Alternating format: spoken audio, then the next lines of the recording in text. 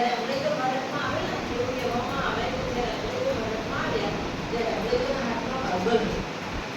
એમનું ધાર્મિક પુસ્તક બાઇબલ હતું અને આપણા ભારતના લોકોના હાથમાં શું હતી? જમીન હતી. કારણ કે મોટે ભાગમાં તે સમયમાં આપણી આર્થિક પ્રવૃત્તિ ખેતી હતી.